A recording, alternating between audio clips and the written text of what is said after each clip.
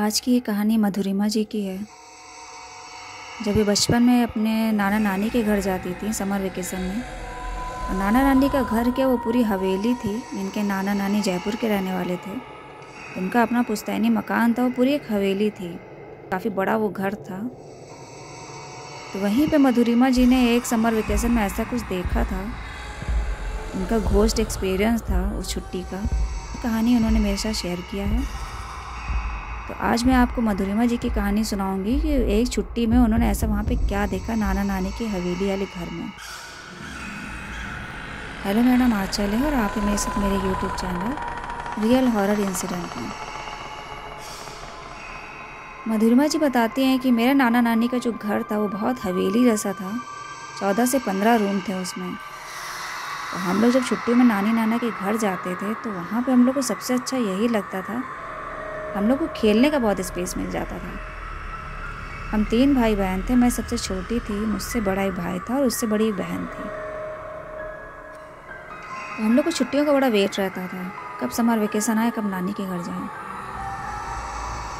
उस हवेली में इतने रूम थे और सबसे ज़्यादा अच्छा हम लोग को लगता था नानी के घर के एंटीक सामान। इतने तरह तरह के शोपीस, फर्नीचर और पूरे घर में ट्रंक, ये बक्से, वुडन लकड़ी के बक्से, अलमीरा और बहुत अच्छे अच्छे सामान थे।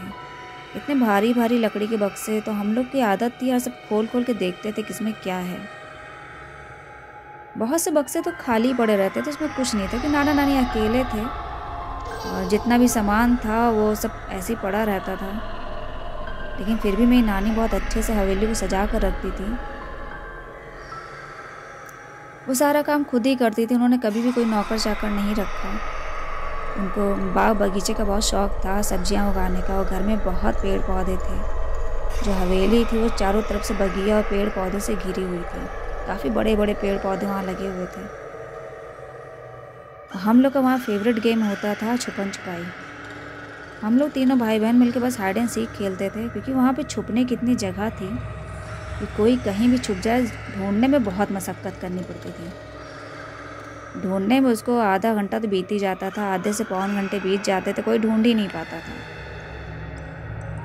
लेकिन उसी में हम लोग एडवेंचर लगता है। लेकिन एक बार की बात है, हम लोग को अपने पता चला कि नानी के घर में बिजली गिरी थी। जो पीछे उनका पीछे का पोर्शन था वहाँ पे काफ़ी बड़े बड़े पेड़ थे, तो किसी पेड़ पे बिजली गिरी थी, जिसके कारण उधर के जो ऊपर साइड के 3 कमरे थे उससे लगा हुआ जो जीना था वो आधा जीना टूट गया था और वो पेड़ वो टूट गया था, जल गया था। जिसके कारण ये हुआ कि जो ऊपर के 3 कमरे थे वहाँ तक जाने का रास्ता टूट चुका था। खैर नाना नानी वहाँ जाते भी नहीं थे, क्योंकि वो नीचे ही पोर्शन सब इतना बड़ा था, इतने कमरे थे। ऊपर के जो 3-4 कमरे थे सब खाली ही पड़े रहते थे, और जब जीना टूट गया तो और जाना बंद हो गया।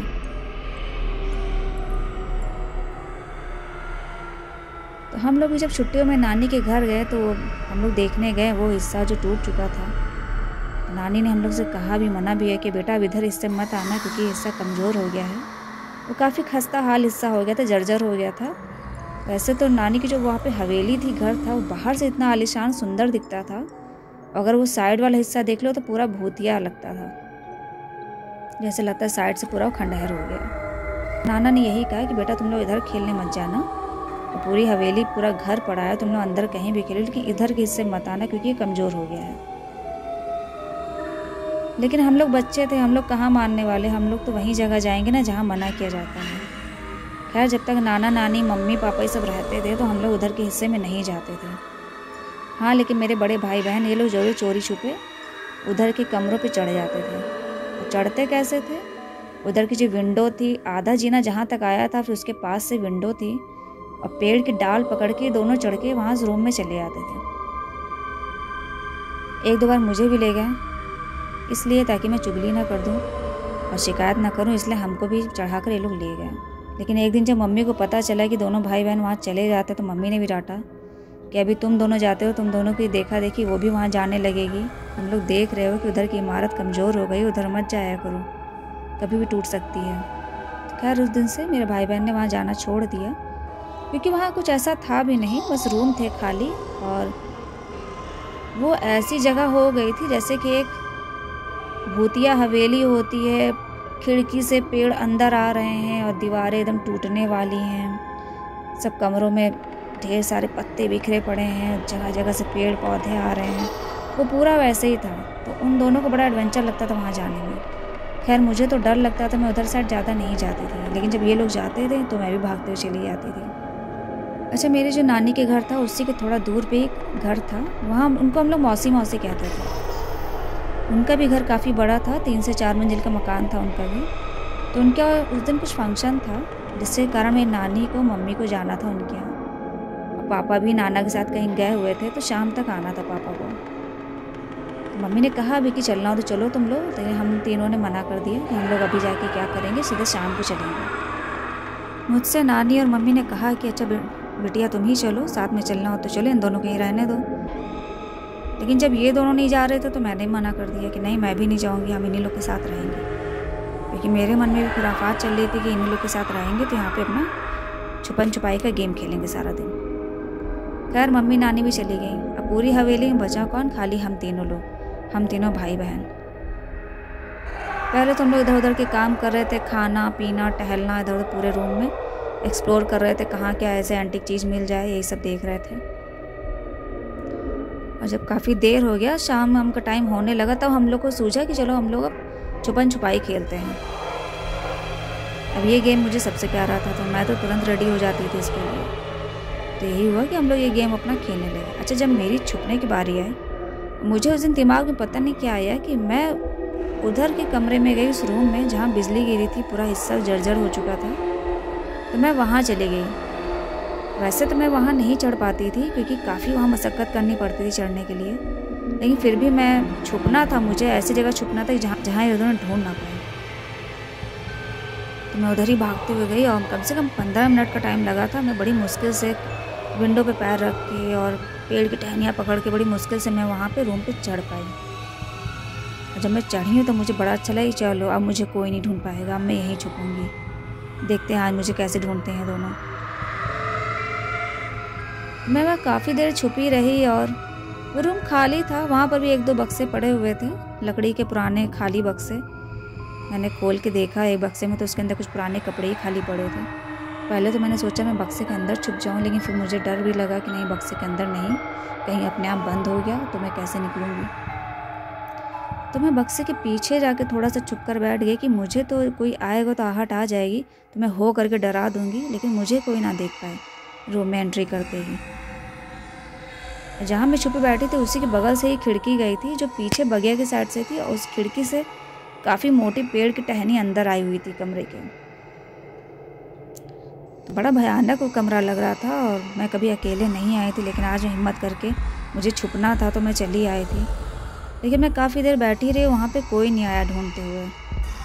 जब मैं काफ़ी देर वहाँ बैठी रही और अभी शाम भी हो गई थी, तो मुझे लगा मैं काफ़ी देर से बैठी हूँ, कोई मुझे ढूंढ नहीं रहा है, दोनों पता नहीं क्या करने लगे। और मैं बैठी बैठी सोची कि अब आएँ अब आएँ, कि तभी मुझे हल्की से उस रूम में आहट से लगी जैसे कोई चल कर आ रहा है। अब मैं बड़ा एक्साइटेड हो गई कि अब जैसे ही कोई आएगा मैं हो करके डरा दूँगी। और जितने पत्ते पड़े थे वहाँ पे, सब पत्तों की खड़खड़ाहट की आवाज़ आ रही थी कि कोई धीरे धीरे चल के आ रहा है। जब पत्तों की आहट एकदम बंद हो गई तो मुझे लगा जैसे कोई एकदम मेरे पीछे ही खड़ा है। लेकिन तभी एकदम से इतनी भयानक से, इतनी अजीब से हंसने की आवाज़ आई। वो हंसी की आवाज़ मैं आज तक नहीं भूल पाई। वो बहुत ही अजीब सी आवाज़ थी हंसने की। जब मैंने वो आवाज़ सुनी है तो मैंने पलट के देखा, वो एक अजीब सी एक औरत थी जो पुरानी सी धोती पहने थी। उसका चेहरा सफ़ेद सफ़ेद सा था और वो खड़ी मुस्कुरा रही थी, हंस रही थी। और बाद वो बगल की जो खिड़की थी वहीं पे वो चढ़ी और पीछे कूद गई। और मैंने जब उसको कूदते हुए देखा तो मैं भागती हुई वहाँ से गई। अब मैं चढ़ के तो ऊपर चली गई थी, लेकिन मैं वहाँ से उतर नहीं पा रही थी। मैं वहीं खड़े होकर कस कस के चिल्लाने लगी। मैं अपने भैया और बहन को वहीं से बुलाने लगी, दीदी दीदी भैया भैया करके मैं वहीं चिल्लाने लगी, कस कस कर रोने लगी। जब मेरे इन लोगों ने रोने की आवाज़ सुनी तब ये दोनों दौड़ते वहाँ पे आए जीने के पास कि अरे तुम ऊपर कैसे चली गई? हमें लगा तुम मौसी क्या चली गई हो, इतनी देर से कहीं दिख नहीं रही थी, तुम वहाँ कैसे चली गई? और मैं रोते रोते बस यही चिल्ला रही थी कि वो औरत खिड़की से कूद गई, वो औरत खिड़की से कूद गई। तो किसी तरह मेरे भाई ने हाथ पकड़ के मुझे इधर से पैर सब खिड़की पे रखवा के मुझे नीचे उतारा है। तब ये दोनों मुझे शांत कराते हुए रूम के अंदर ले गए। मैं बार बार रोते रोते बस ये चिल्ला रही थी कि वो औरत खिड़की से कूद गई, वो औरत खिड़की से कूद गई। तो मेरी दीदी ने मुझसे पूछा, मेरी बहन ने, कि कौन औरत खिड़की से कूद गई, तुम वहाँ कैसे चली गई? आज तक तो तुम कभी वहाँ अकेले नहीं गई हो, आज कैसे चली गई? तो मैंने बताया कि हम छुपने के लिए गए थे, हमें लगा वहाँ छुप जाएंगे तो तुम लोग ढूंढते रहोगे, लेकिन आज कोई ढूंढने ही नहीं आया। तो भाई बोला कि हमें लगा तुम मौसी के घर चली गई हो, पूरे घर में देख लिया, तुम कहीं दिखी ही नहीं, तो हमें लगा तुम वहाँ भाग गई। तो मैं रोते रोते उन दोनों ने मुझे फिर शांत कराया। तब उसके बाद मैंने उन लोगों को स्टोरी बताई कि हम वहाँ पे छुपे थे, हम बहुत देर तक बैठे रहे हैं बक्से के साइड में। तभी पीछे से कोई औरत आई, वो सफ़ेद सफ़ेद सी औरत थी, पुरानी सी धोती पहने थी, और वो जाकर वहाँ खिड़की से कूद गई। जब ये स्टोरी मेरे भाई बहन ने सुनी तो फिर वो मेरा हाथ पकड़ के वहीं तक ले गए, जहाँ उसी पीछे वाले पोर्शन की तरफ जहाँ मैं गई थी। उन्होंने नीचे खड़ा किया कि अच्छा तुम यहाँ खड़ी रहो, हम देख के आते हैं वहाँ कौन कूदा है। तो वो दोनों ऊपर चढ़ जाते थे, थोड़ा सा कोशिश करते थे, चढ़ जाते थे। वो दोनों चढ़कर ऊपर गए, तो मुझसे कह रखा था कि वहीं खड़ी रहना। खैर वो दोनों ऊपर चढ़ के गए, उन्होंने ढूंढा, जो 3 से 4 रूम थे सब में उन्होंने देखा, कहीं कुछ भी नहीं था। अब शाम ज़्यादा हो रही तो मैंने कहा भी आवाज़ लगा कि अब नीचे आ जाओ, अंधेरा हो रहा, नीचे आ जाओ। और उन दोनों ने विंडो से भी झाँक के देखा तो वहाँ पीछे खाली पेड़ पौधे, झाड़ी और बगिया गया थी, और कुछ भी नहीं था। फिर वो दोनों नीचे आ गए, बोले कि वहाँ तो कुछ नहीं था, तुमने कुछ और देखा होगा, तुम डर गई हो अकेले में। और उसके बाद मुझे ले आए। खैर उसके बाद आधे 1 घंटे बाद नाना भी आ गए थे, पापा भी आ गए थे, तो हम लोग को वहाँ फंक्शन में जाना था। तो हम लोग अपना तैयार होकर वहाँ चले गए, लेकिन मैं अंदर से कहीं ना कहीं बहुत डरी हुई थी। मैं बड़ा शांत रही, और जब हम तीनों लोग सब लोग फंक्शन में गए हैं और मैं बड़ा शांत थी। वैसे तो मैं फंक्शन में बड़ा एंजॉय करती थी, खाना पीना डांस करना, लेकिन उस दिन मैं बहुत शांत थी। तो नानी ने पूछा, भी बिटिया क्या हुआ, तुम इतना शांत क्यों, इन लोग ने मारा है क्या? तो मम्मी ने भी डांटा, और इन दोनों से पूछा कि क्या हुआ, तुमने लड़ाई करा है क्या तुम लोगों ने, वो इतना शांत क्यों है? तो मेरे भैया दीदी कुछ नहीं बोले, क्योंकि ऐसा कुछ हुआ ही नहीं था। उनका नहीं, ऐसा नहीं है, बहुत खेली है इसलिए शांत है वो। खैर हम लोग खाना ना खा के सब लोग जब आ गए रात में, तो रात में तो हम लोग सब सो गए, लेकिन दूसरे दिन भी यही हाल रहा कि मैं बड़ा शांत सा बैठी थी। और पूरा दिन बीत गया। तो शाम को जब सब लोग बैठे खाना खा रहे थे, तो नाना नानी मम्मी पापा सब लोग बैठे थे। तब नाना ने पूछा कि बिटिया क्या हुआ, तुम कल से बहुत शांत हो, कोई बात हो गई क्या? तब मेरे भाई से ही पूछा, दीदी से ही पूछा, काफ़ी पूछने बाद तब मेरे भाई ने नानी से बताया कि नानी कल गलती से वहाँ कमरे में चली गई थी पीछे वाले पे, और वहाँ ये बता रही थी कि इसने कोई पुरानी धोती पहने कोई औरत देखी थी और जो खिड़की से कूद गई। हम दोनों गए भी थे, हम लोगों ने देखा, लेकिन वहाँ कोई दिखा नहीं। तब नानी और नाना एक दूसरे का चेहरा देखने लगे। तो मम्मी ने पूछा मेरी कि क्या हुआ, कोई बात है क्या, कौन औरत थी, कोई आती है क्या यहाँ पर नौकरानी? तो नानी ने कहा हाँ वो नौकरानी ही है, वो बहुत कलाबाजी करती रहती है, इधर से उधर कूदा करती है, और हंसकर टाल दिया। लेकिन मेरा भाई था, उसने इस बात पे बिलीव नहीं किया कि ऐसी कौन नौकरानी है जो कलाबाजी करती रहती है। उसने नानी से कई बार पूछा, लेकिन नानी ने इस बात को टाल दिया। मम्मी से पूछा नहीं, क्योंकि मम्मी ने इस बात को ध्यान ही नहीं दिया था, और पापा ने भी ध्यान नहीं दिया था, लेकिन नाना नानी को छुपा रहे थे। और मेरा भाई पीछे पड़ गया था उन दोनों के, नाना नानी के, कि कोई ना कोई बात तो है जो लोग छुपा रहे हैं, बता नहीं रहे हैं। अब वो डेली पूछता था। खैर मैं तो नहीं पूछती थी, क्योंकि हमने तो देखा ही था, और मैं कहीं ना कहीं अंदर से बहुत सहमी हुई थी। ना मेरी दीदी पूछती थी, मम्मी पापा को मतलब नहीं था, लेकिन मेरा भाई था, वो डेली नाना नानी से पूछता था, बताओ ना क्या छुपाते हो, वो औरत कौन थी, कौन सी नौकरानी जो कलाबाजी करती है? नानी से पूछता था, नानी हंस के टाल देती थी। नानी कहती है अभी हम बताएंगे तो तुम आना छोड़ दोगे। तो